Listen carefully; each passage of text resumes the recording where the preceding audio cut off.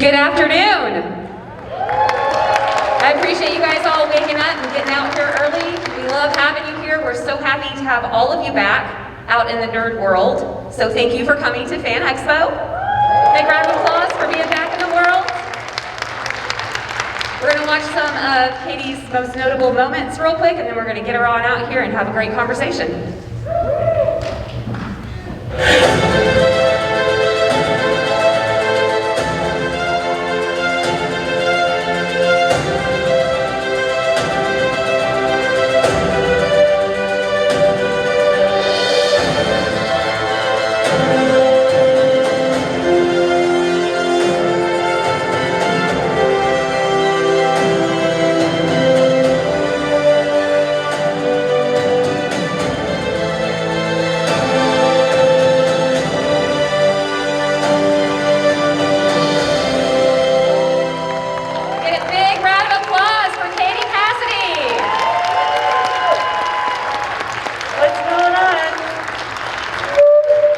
Sorry.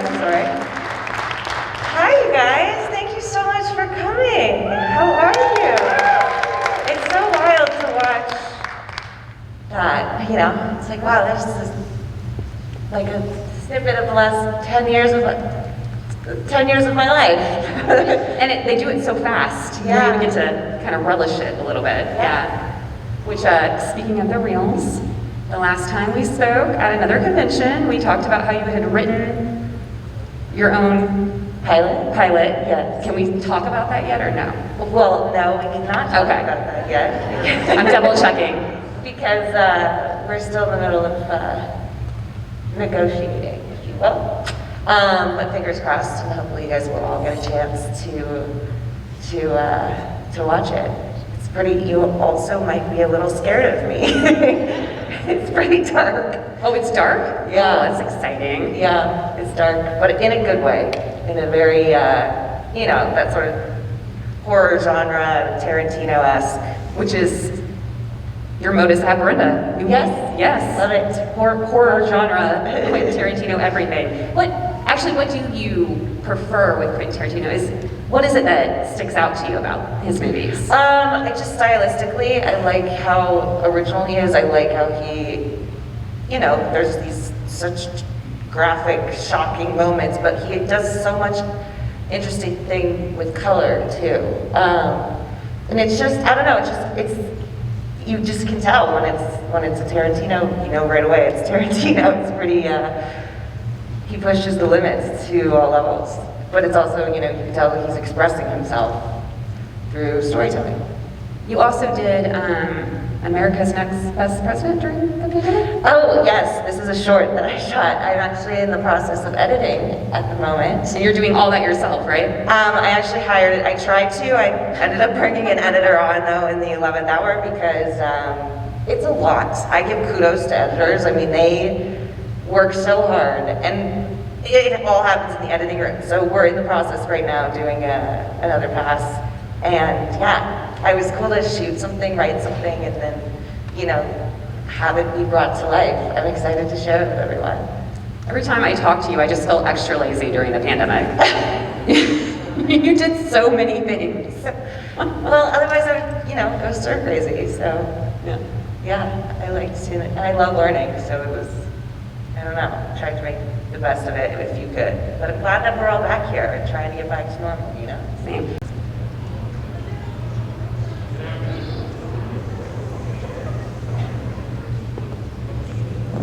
Good afternoon, Fan Expo Denver. How you doing? There are a lot of you out here this afternoon. It was like fighting, but with your friends. No violence. Just getting here. Everybody glad to be back out doing cons again? Quick question for you. How many out there have been coming to this con, whatever it was named, for a few years now, at least? Okay, welcome back. It's my first time in Denver since I was 3 years old. And yes, I am still getting used to the altitude. But I'm hydrating, it's working well. How many of you have never been to Denver Comic Con? Welcome. I'm a first-year person just like you. We are all best pals. The first people who put up their hands you saw all these people. They are now your new best friends. You got to make sure that they keep coming back year after year after year after year. My name's Moises. I'm in from deep in the heart of Texas. I love the state of Colorado. I am more familiar with Boulder than I am Denver. And the thing that I've found this weekend so far is that y'all really, really, don't tell anybody back home, but you might be rowdier than Texans. You might be rowdier than Texans. That's all I'm saying. It's a possibility. Now, to get this guy out on stage, we got to really summon up some of that rowdy energy. Y'all ready to see Ray Fisher? Let me try that one more time. Y'all ready to see Ray Fisher, everybody? Well, we got a short video to watch. Bottle that energy, hang on to it, and then pull it right back out once we get to the end of this video. And let's get him out here. Let's roll the footage.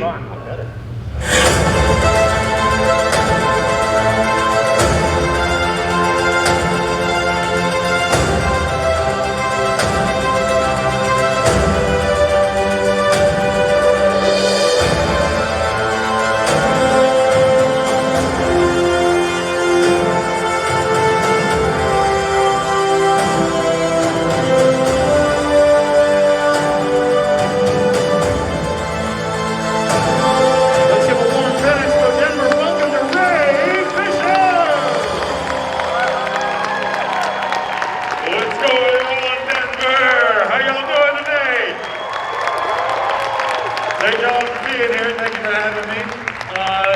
Thank you, Moises, for being here. Hey, man, thank you for being so wonderful on the concert these last few shows that we've been doing. This is a new thing for you. I mean, the Zack Snyder's Justice League wasn't out pre-pandemic. You are getting out here and seeing all of these fans. You've been talking to people about the real cut of Justice League for a couple of months now.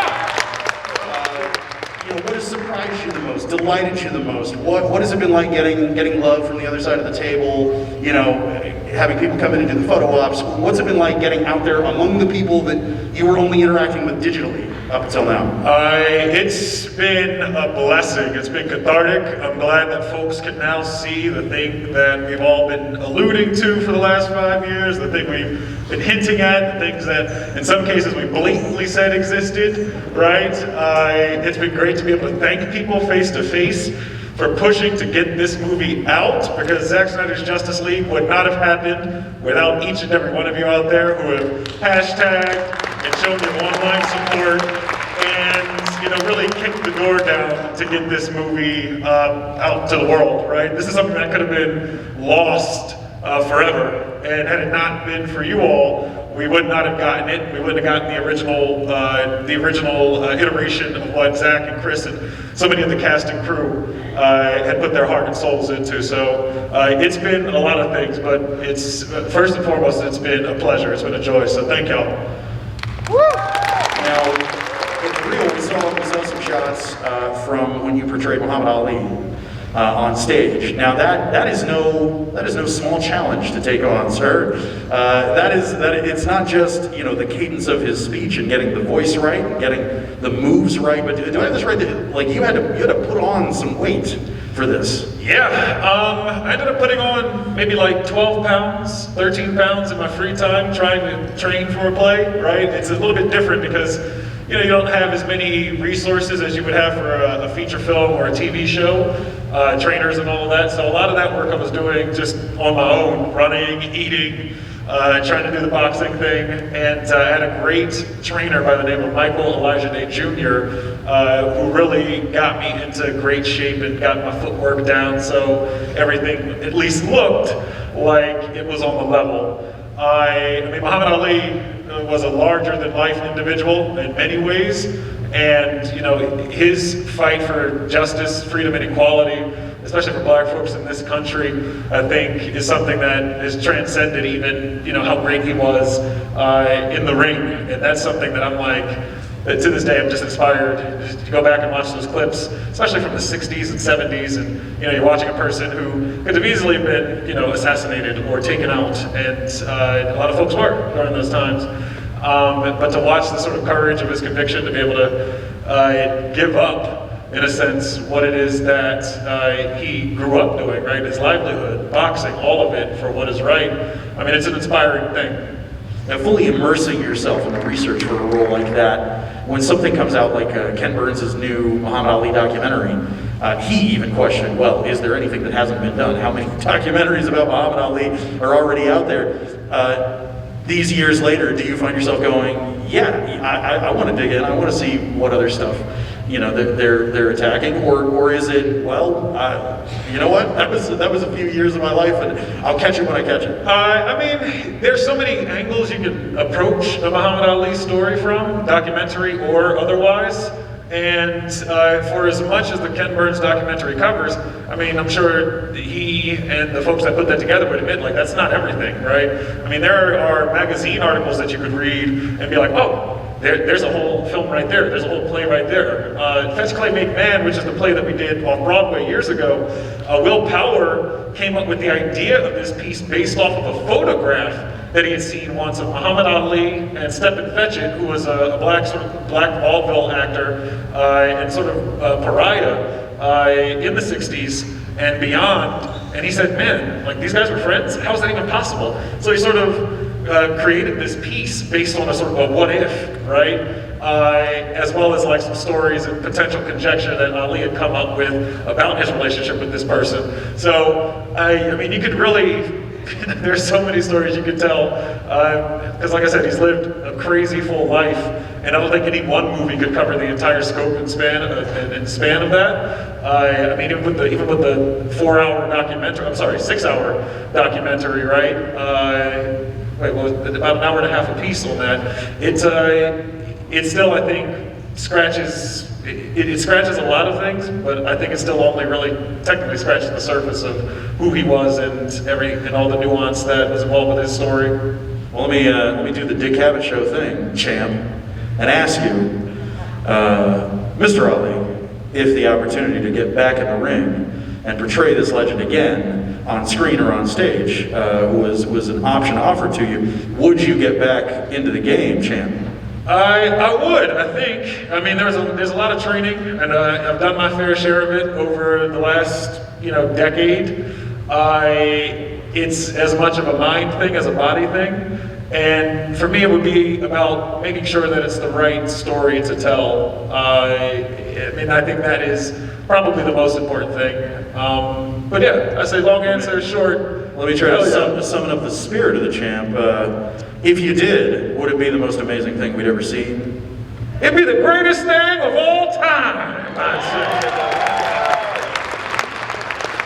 You got a new project coming up from ABC, Women of the Movement. Pilot episode directed by Gina Prince Bythewood. If you saw The Old Guard on Netflix, she directed that. She directed Love and Basketball, Secret Life of Bees. Incredible director. You're a man of the stage, and your co-star is a Tony Award winner for playing another icon, Tina Turner. What was it like working on this show? Tell us a little bit about why it was important for you and the importance of the story that's being told about Emmett Till. For sure. For me, first and foremost, it's important because the people who should be telling this story are the folks that are telling this story. Every episode's being directed by a different black woman. Some people do double up on episodes. And it's being showrun by Marissa Jo Serrar, who is phenomenal. It really highlights the people, the unsung heroes of the civil rights movement. Not to say that they're completely unsung, but they definitely don't get as much credit as they deserve. So having this sort of anthology series that's going to highlight all these different influential black women in the civil rights movement, because there would be no movement without them, is super important. So I'm glad that I could just be a small part of that, of this sort of of the piece in general. I told the folks when I signed up, I said, listen, where I'm at in life right now, where I'm at career-wise, where I'm at just in the world, right? 2020 was a crazy year for a lot of reasons. I said, this is a story that needs to be told, not just for black people, but for the folks who are trying to understand how we got to this place, right? And then for me personally, everything that was going on with Warner Brothers at the time, I said, this is a story that needs to be focused on because it seems like it contradicts everything, all the nonsense that was going on with the reshoot process of Justice League. And so being able to go and work on something that, number one, you believe in, number two, is going to be super impactful and necessary. I mean, it was like, it felt like it was almost meant to be. So I was blessed, and I feel like I'm continually blessed to be able to work with folks who inspire me to just keep going in this thing. Now, if you're not familiar with the story of Emmett Till, the show will do something of telling that for us. What was it like taking on the role of the man who would have been his stepfather in centering his mother and how she became one of the instrumental people in the movement? Well, I think one of the big things is just being someone who can support an individual who's going through a traumatic situation, right? I think a lot of times, especially with like TV and film, you know, those sorts of characters can get glossed over, you know, and oftentimes when you watch, you know, something that's more of like a male-centric biopic or something of that nature, it's always like, oh, well, it's the wife who's just like, it'll be okay, honey, it'll be this, it'll be that. Like, we rarely see that as much on the other side, right? A sort of supportive, strong male who's like, hey, listen, you lead the way, I'm there with you. You let me know what you need, and I'll support you any way I can, right? Because it is very much women of the movement. And maybe Till Mobley, I think what's great about her story is she really did take the reins in a lot of ways, right? There's some logistics and clearly learning curves when dealing with something like the fight that she was going through to get justice for Emmett.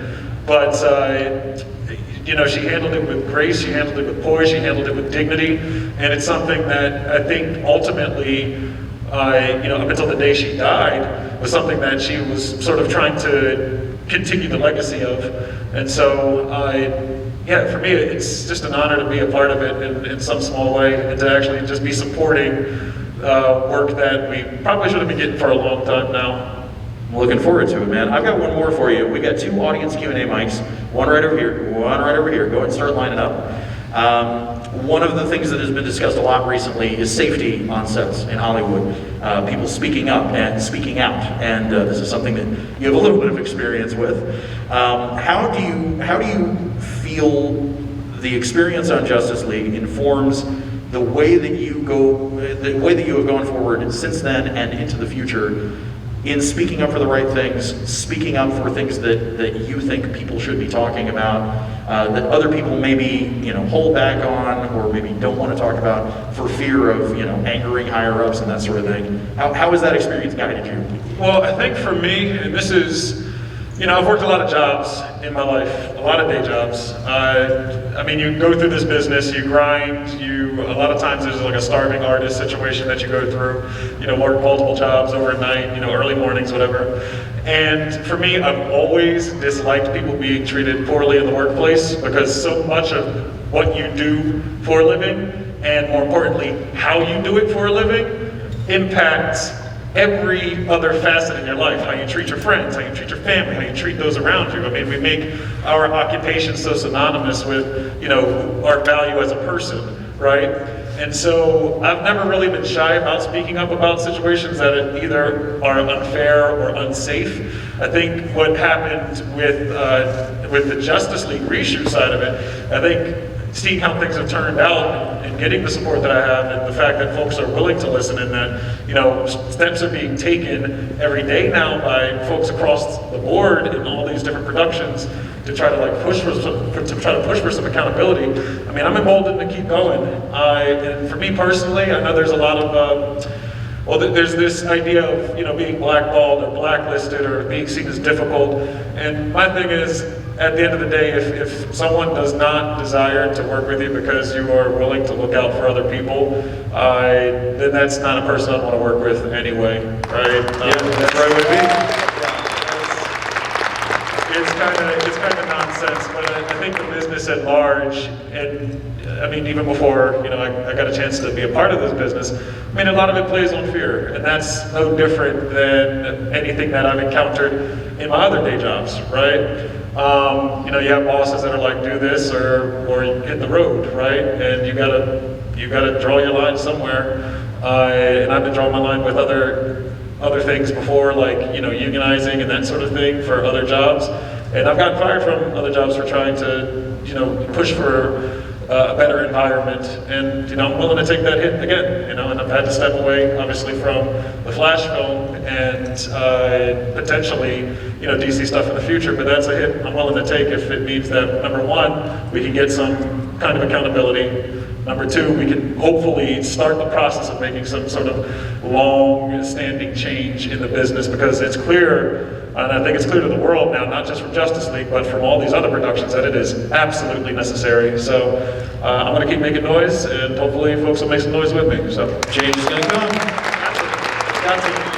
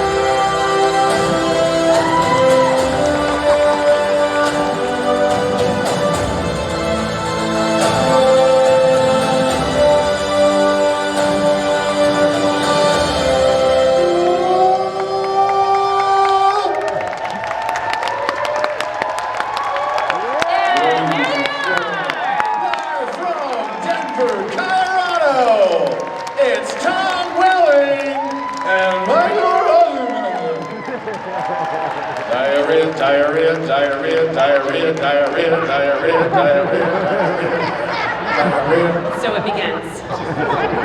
So it begins. You ever know that you're my hero? There it is. You're everything I could want and more. Thank you. Thank you for everyone up there. Yeah. Hey up there, how's it going? Oh, there's babies in it? I thought somebody was pulling a Michael Jackson. She literally just was like, here's my baby. Oh, there it is again. Security. Man, that baby has got ups. I appreciate that. Thanks for coming out, guys. Thanks for having us. We should be ready in about 15 or 20 minutes. I'm here. Have you guys been to Denver before? Yes. Okay, so this is your first time. No, we love Denver. Except, I get the altitude thing. Really concerned. Yeah, I just yeah. get really tired, and I'm just like, I gotta hydrate, don't I? You guys know how that goes? Yeah, what the hell, man? He's really worried about the diarrhea. From the altitude sickness, it's either diarrhea or throwing up. Diarrhea, diarrhea. Explosive diarrhea. I just learned some of the best ASL that I will ever need. ASL signs all, I won't ever need anything else. Oh no, Just this one thing. This is it. Have you been to any of Michael Rooker's panels and he gets all the ASL girls to say jiggly butt? Jiggly butt? So jiggly butt, I'm gonna give you that one. Jiggly butt? There it is. Jiggly butt, getting jiggy with it. Wait, you know all the signs too? They're both interpreters. Are you interpreting each other's interpretations? Just start. It's like Inception. Thanks for having us, Denver. We're really excited to be back, and yeah, we're really pumped to be here. Tom and I usually do a Smallville nights where we do this event, but we couldn't do it this time. But next time we come in Denver, we'll do it. But come visit us at the table if you haven't come visit us. Jeez Louise. Smallville nights is a lot of fun. You'd love it. The singing. No, we do like this event. It's just you guys singing? It's the musical. Yeah. You didn't know already. Just close that door, please. Thank you. Yeah, it's really breezy in here. No, we do this thing, which we're not doing, so I don't know why I'm talking about it, but we interact with the fans, and we work out scenes we guys have you participate in. It's actually laugh out loud. Cry. It is fun. We get to read scenes with you, and I put on a bald cap, and he puts on the flannel, and we have a really good time. But next time. Are you sure we're not having small moments? Because He's got the flannel on, but There's more fan one of you is interaction. ready. yeah. But let's talk about something else we're not going to do today. Yeah, let's do it.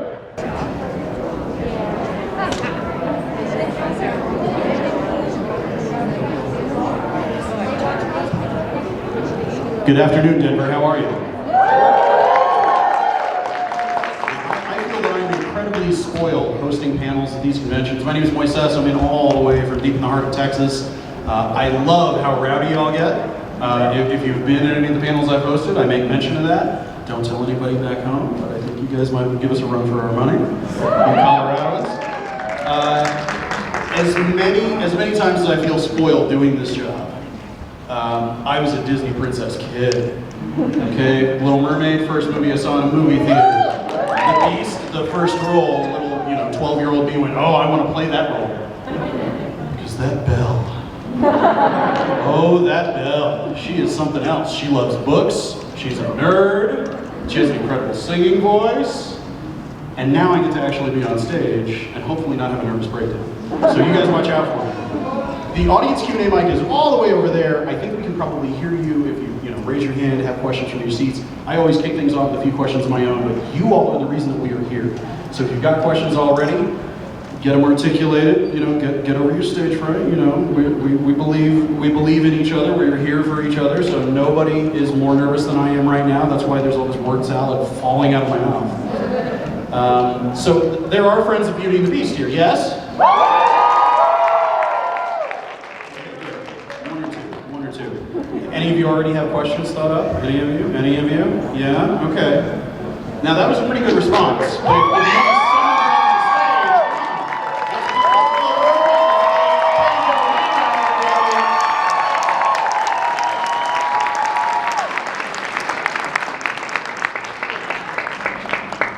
It's wonderful to be here. Thanks for coming. You look fantastic. Look at you guys. Look at your costumes. Look at these two over here. I know. We had photos earlier. We're going to do more photos. All the bells in a little while. We have to come up and all the beasts and take pictures. Oh, okay. Wonderful. I love that. So How are you guys doing? You having a good time? it's been a while since we've been out here doing conventions and seeing everybody. You've only been doing conventions for a little while, right? You haven't done a whole ton. No, actually, the first one I did was 2 weeks ago. I've been hiding out at my home. Like Michael calls it, the house, the Mouseville. Yeah. And living in our swimming pool. We live in Las Vegas. And kind of just hibernating until all this madness got better. And thank God we got our vaccines. We can have our lives back. And I was in Chicago 2 weeks ago, and it was wonderful. And it was even more organized here in Denver. And, I'm loving it. I'm loving seeing you guys again and hearing your stories. It's wonderful. Now, there are at least a few performers out here, right? I see one dressed as Belle right here in the yellow dress. Yeah. That looks like an up-and-coming performer right there.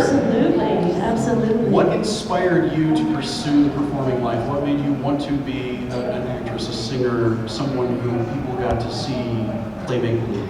I was a really little girl, and my grandmother took me to see Mary Poppins. And that day, I told my mom when I got home, I said, my grandma Diddy took me to see Mary Poppins. I want to be just like her.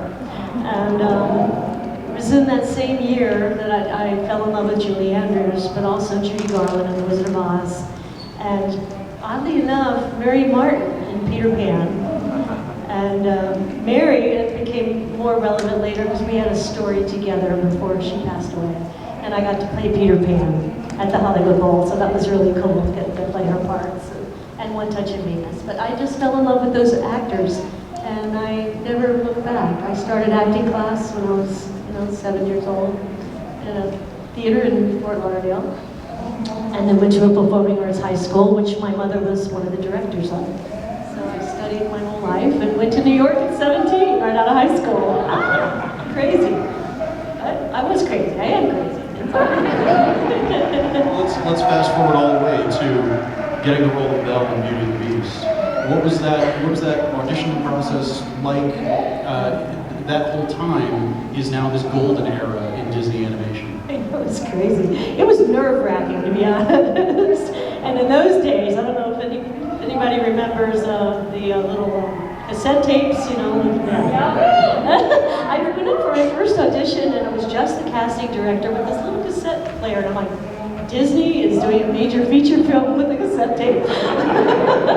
But I sang my song. I sang the song from Chess called Heaven Help My Heart.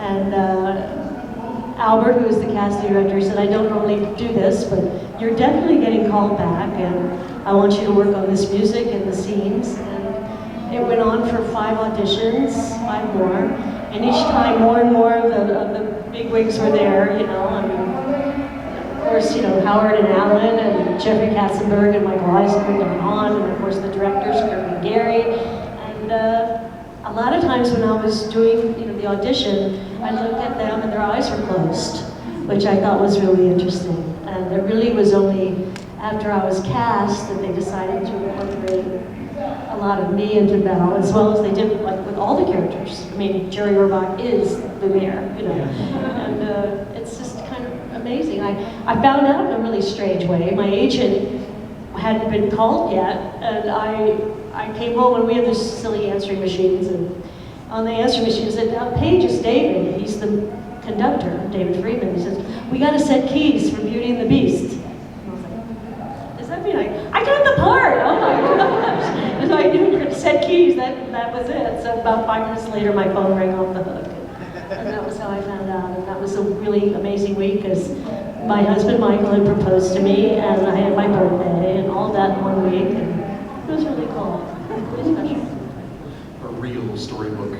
Yes, it was. Now, you made mention of some of your incredible castmates on Beauty and the Beast. How much did any of you keep in touch with each other or see each other in the years that followed? Did you have an opportunity to see much of Robbie in the years that followed actually making the movie? Luckily with Robbie and Richard White and I go back to 1980. We did Showboat together. We went to Egypt together. I was Ellie and he was the Ravenel and that, and we were good buddies. And Robbie's been doing a few of these with me, but primarily we do some chats together for Disney Plus. So I saw Robbie the other day, and he's doing great. He's feeling really good. I know a lot of you follow him with his open heart surgeries. He's had many, and he's actually doing really well. He and his wife Carla moved to Oregon, and they're living in the woods, in this beautiful home in the woods, and they're doing great. And I'm hoping to get Robbie here for the one next year. But the funniest part when you ask if we all stay in touch, we have princesses that we do chats. So it's me and it's Irene Bedard, it's Jodie Benson and Linda Larkin, and the 4 of us pretty regularly get the chat going on, and we're all really close buddies. And Jodie, there again, I've known Jodie since 1980, the Oklahoma revival, Broadway revival. I played Ado Annie, and her husband Doobie was in the cast, talking about this girl Jodie. Jodie this, Jodie that. He brought her in, and I met her, and she was oddly enough really shy. There's nothing shy about Jodie. But when I met her, she was shy, and we became really close friends, and over the years. And so I'm in touch with them all the time. She just had a beautiful surprise party for her 60th birthday a couple weeks ago. She was floored, she had no idea. And I'm going to tell her she needs to be here next year. Your Disney legacy does not stop with Beauty and the Beast. You are now one of Disney's fine artists. And I mentioned that I had a visual aid. Oh. And it happens to involve Jodie Benson. So this art, this limited edition Blu-ray steelbook thing, done by Paige O'Hara. And I'll add to that story, her husband Ray, when it came out, said, do not sell it to anyone else. I have to have it for Jodie. And the paintings of both of these, the originals, she received for her birthday 2 weeks ago. I want to keep it, man. Oh, yeah. You see what this goes for on eBay page? Come on. I can do a down payment on a house. What is she it? called me up crying, and it was like, oh my God. It's really cool. It was an amazing moment, actually. What's it been like with your relationship with Disney expanding in this way, where you're linking it to a different kind of artistic expression that is near and dear and very, very much, a part of your vibrant being? Oh, thank you. I've always painted since I was a little kid, and my stepfather, who was my dad, he raised me, was an architect, and I would steal his art books and copy from it, even when I was 3 or 4 years old. And so when he's looking for his art books, he'd go look in my closet, and I'd have them stashed away. And so I started doing watercolors and drawings when I was very young. And when I went to New York, I would sell my watercolors on the street, right at 84th and Broadway, to help pay my rent. So I would paint at night, and before I actually got to the point where I was working regularly. And it was a really amazing time. So it was kind of full circle, to come back at this point in my life, where I'm semi-retired, to just paint for Disney and love doing it. And they are very strict. I'm not going to tell you it's a piece of cake, you do a painting and it's approved. You can go through many paintings and they will say absolutely no, or they will give you corrections. On one of my ball gown paintings, I had her hand like this and they wanted it like this. I had to repaint her hand over something really minor. But you know what? I've learned from them. Dave Pacheco was the master artist. He's not anymore, he should be, in my opinion. But he taught me a lot. And some of my paintings, the one you see was the 25th anniversary. He helped me with that a lot. The original drawing, I had Beast kind of looking terrified at Belle, and he said, and I think the fans would love that, but they'll love it even more if you have him looking into her eyes and have the Beast smiling.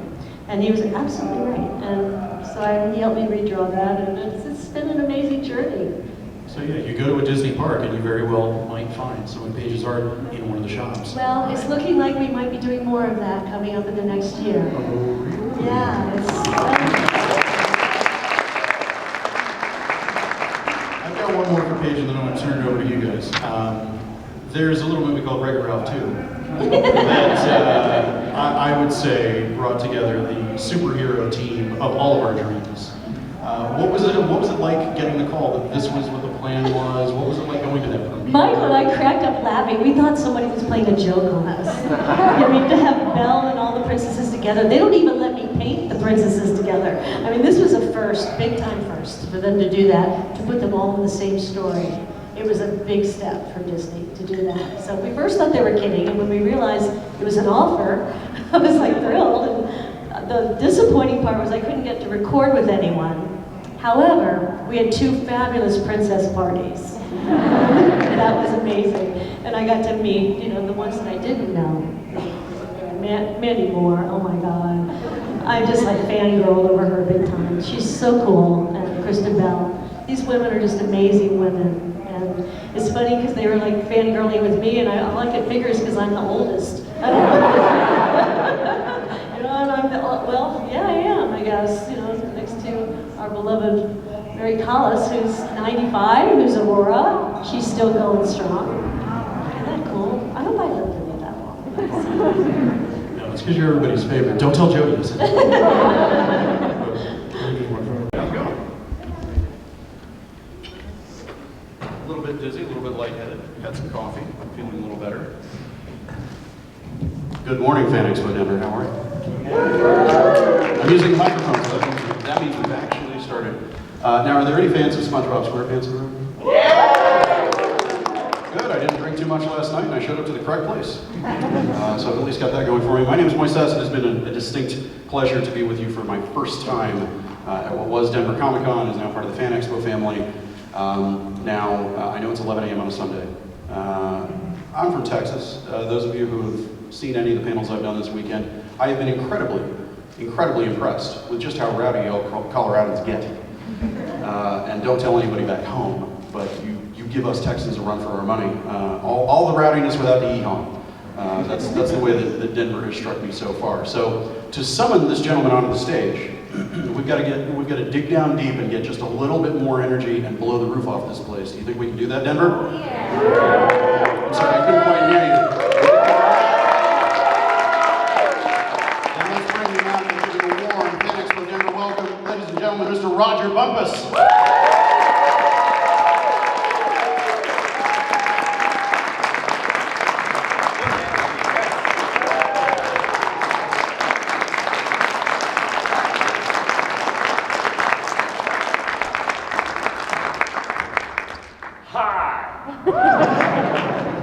Wow, I've had it with Halloween.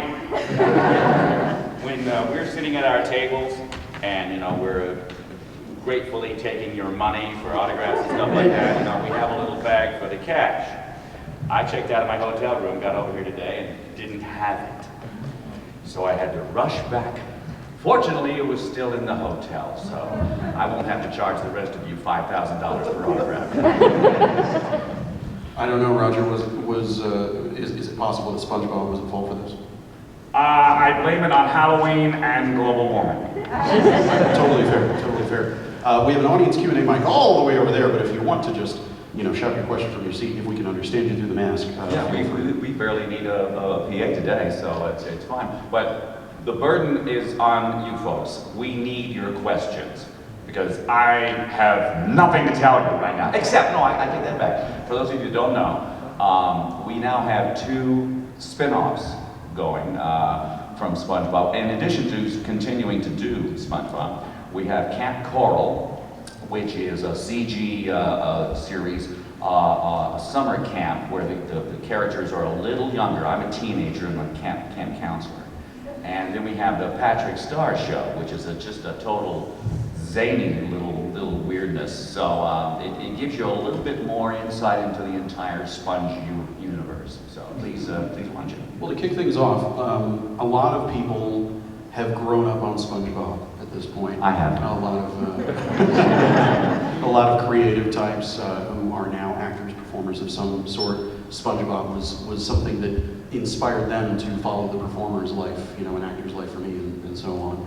I wonder what it was that influenced you, that made you want to pursue a professional life as a performer of any kind, whether it was that you wanted to be an actor from the beginning, whether you wanted to be a writer, a comedian, a dancer, who knows, Roger? I don't know you that well. I wanted to be a weatherman, actually. I think if I really delve deep, when I was a kid, I was bullied a little bit. I was a skinny little kid. And I learned that if I could be funny, it was much more accepted and I was thought of differently. I wasn't just this skinny little kid that could be bullied. So there's probably a little bit of psychological quality there that gravitated me towards a performance situation, because in a performance situation, even something like this, you're in a position of, I hesitate to use the word power, but you're speaking to those people. They are listening to you, and there is that dynamic, and if you're performing, that's even better. And in comedy, even better, because you instantly know whether you're doing okay because of laughter. So there's a psychological, I'm really confiding way too much right now about my psychological makeup. But I think if I'm really honest, it was a better world to be if I could be a performer. And fortunately, it has worked out quite well for me, thank God. You have seen so many of your fans at so many of these conventions, whether going back to that first convention that you remember going to, or something that you experienced this weekend. What is it that has surprised you the most about the feedback, the things that fans have to say to you, the love that they have to communicate to you? Well, one of the reasons that people in my situation do this, it's really not the money. It is meeting the fans, because of all the stuff we do, very few people that you see at the celebrity signing things come from theater. They work on television, they work in movies, and there's no audience when you're working in that environment. And so to see the people's real response, the honest response, that's the icing on top of the cake for us. And to have people come to our tables, and especially in this particular situation with SpongeBob, where it's been going on for 22 years now, and that so many young adults come and thank us for their childhood. And it's the same thing that I would have said to Mel Blanc in Looney Tunes, because and it's very similar cartoons. They're both short cartoons, they're not half hours. And little kids get something from it, a certain type of joke, because it's colorful and it's cartoon. And then the teenagers get something else. Oh, I caught that joke I didn't get when I was 5. And the same thing for adults. And so to be a part of that legacy, that American icon type environment, and to see people's gratitude, and that's the strangest part, gratitude for their childhood is something that I treasure to be a part of. And it made my entire career of nearly 50 years really, really the best part of that career. Well, now, So it's you. Thank you. Thank you.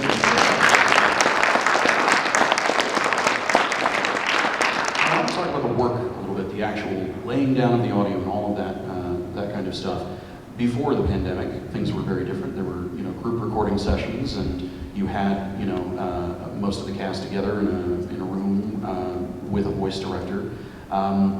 Since you started doing SpongeBob, now at this point, Tom Kenny's actually directing on the show. That's true. In case you didn't know, Tom Kenny, who was a tremendous talent to begin with, you know that by just watching SpongeBob. But he has so much more talent in so many different areas that they decided let's use him, and he's very, very good. What is it about a great voice director that makes them a great voice director for your purposes, for your needs? From an actor standpoint, they don't beat you up. I've had some directors that just cannot be pleased. Key among them, if you remember, a guy named Ralph Bakshi. He did Fritz the Cat and various other things, and the remake of Mighty Mouse in the '80s, which I was a part of. And he was very, very mean to his actors, and you just didn't feel good working for him, working hard, and not getting any, approval from him. But for a director that will give you your head and let you run with it and encourage you along the way, that's like working with a child, which is appropriate when we're talking about actors. And to get, because you'll get the best out of them if they feel confident. We have a way of recording which facilitates that. We came across this a few years ago where we record like 2 pages at a time of the script as written, so the writers and animators get what they want. Then we do a 3rd take, which we call the crazy take. And we can do anything we darn well please. We can ad-lib, we can improvise, we can go off color sometimes just for our own amusement, and we do. There's a tape somewhere with all that on it too. But a lot of those improvisations make their way into the actual finished product. So it's very liberating for the actors, and that creates a wonderful environment to work in. And that goes for any job, If you get encouragement from the higher ups, you feel better, you feel confident, and you do better. So, yeah. When you are working on SpongeBob, for example, how easy is it for things to descend into chaos on a show where you all get along so well and have known each other for 20 years? It's hard for it not to descend into chaos. we have just so much fun. We all love each other, and we play each other in. As you were saying, before the COVID thing, we all work together. We all came into the same room and worked together, and there is an organic quality to that, an ensemble quality. You work off of other people. Nowadays, we are actually doing it from home. Nickelodeon gave us a decent amount of equipment, and they take control of the computer they gave us, and they control it. We have a Zoom meeting going on, and we record it from home. But that's a segregated way of acting. You're doing your lines, and you might hear somebody do their lines, but it's not that ensemble quality. So hopefully things will eventually get better, knock wood, and we'll be able to get back into the studio again. It was very fortunate for me though, because right before we did start working from home, I put in one of those little voice booths called a whisper room in my garage. So I've always wanted to do that, So the technology has evolved so much that you can do that without spending tens of thousands of dollars now. So I've got an 8-second commute, and I love it. I'm going to give you a couple more, and then I want to turn it over to the audience. All right. Because you guys are the reason that we're here. A lot of people, fans of SpongeBob, various other things that you've worked on. What were you a fan of when you were a kid on to, your adult childhood? What are you a fan of? What have you been a fan of? What was the thing that you raced home from school to watch? Well, like I say, Looney Tunes was my thing. It was it still stands up to this day, some 60 years later. It's funny, the characters are great. Mel Blanc is the Laurence Olivier of his day. Strangely enough, he and Laurence Olivier died about a day apart. And so the people that I really idolized were not really cartoon characters that much. They were the physical comedians. When I first started in theater, I weighed a lot less, and I was into physical comedy. I could fall downstairs and just do all kinds of stuff and just really, really great stunt work, basically. And so the people that I admired were this pantheon of Jerry Lewis, Dick Van Dyke, Danny Kaye, and then all the other group of people, the Marx Brothers, the Three Stooges especially, and Laurel and Hardy and Abbott and Costello, all these broad comedic talents. And so I really was shaped by their broadness. We almost got Jerry Lewis to be on our show, and that would have been such a feather in the cap. Just people, like I say, people come to us and say, thank you for my childhood. That's what I would have said to him, you know, and he would have been crap to me. He had a reputation. Now, I'm sure there are people out here who, every single audience that we sit in front of, there's somebody out there that wants to be a voice actor. A resource that has come up in many of these Q&As, D. Bradley Baker has a website called iwanttobeavoiceactor.com. It's a very good work that Dee did. And did he write a book or is it just a website? It's a website. He might have written a book, and if he wrote the book, he should have paid me to promote it right now. What advice do you have for people who want to get into voice acting, or do you see it as that they should be looking at just getting into acting? Yeah. That's the key right there. The emphasis has to be on the acting. People think voiceover acting is only a little bit of a sound of a voice. Well, all of us in the professional strata can do the broad notes. We can do the gruff guy, the noisy guy. We can all do those generic things. It's what you bring to it in the acting part and in the comedic part that will differentiate you from everybody else. You have to stand out. So it's the acting above all. So practice on that. And also to get your repertoire going as far as the voices you can do, think of those people around you and try to imitate them. They don't have to be stars or characters on TV. Your family, your friends, your teachers. Start working on what it takes to find the gist of that character. I never could do an impersonation of William Shatner until I heard comedians do it, because they got the gist of what it is to sound like William Shatner.